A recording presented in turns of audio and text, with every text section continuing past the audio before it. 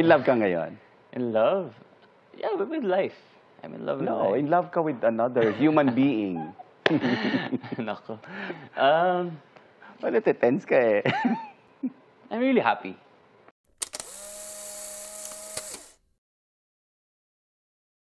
Naka-move on ka na. Saan? I am very happy. Sa breakup. I am very happy. Move on na siya. Oo. So pag naisip mo ngayon, it's the right decision. That I'm happy? Of course. Happiness is always the right A right choice. decision. Happy? Ness. Short but sweet message ang ipinost ni Barbie Fortesa sa 31st birthday ni David Licauco kahapon. Pero ang kinakiligan ng fans, ang pagtawag ni Barbie sa second name ni David na Alexander. Palagi raw proud si Barbie kay David at sagot ng pambansang Ginoo, ganon din siya sa ka-love team na sobra raw niyang na-appreciate. I'm very proud. Hindi. Si David kasi, napaka-hardworking niyang businessman. Basta ang wish ko lang para sa kanya, every night he goes to sleep, masaya siya.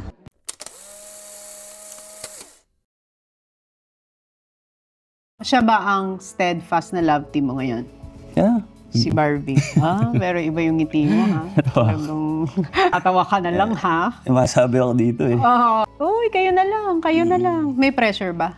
Definitely, meron. Meron. So, paano? So saan ka naka-relate doon na part? Ba't mo nasabi na commitment? Tagal na kasi to. Okay. So at that Tagal na kasi to sinulat. kailan to? I also hope na nagustuhan ni Barbie. Sabi naman niya, catchy daw yung song. And then, ayun, sana siya yung sa music video. Let's see if she is not busy at that time. Ayun, kapag na-feel mo na mahal mo na nga siya, syempre kailangan mo isipin, like, is this really love or is this just a fleeting moment or feeling, right? So, matagal. Di naman yung love takes time. Right? So, hanggang sa masabi ko na kaya ko na sabihin. Yeah. So matagal siya para sa iyo. I think I love you na line. Actually, I take it back. Minsan pala medyo mabilis eh, di ba? Parang feeling ko hindi pala... Parang you just... Oo, you just know talaga if you love the person eh. Take it back. I think you will just know. Very usually, it takes time.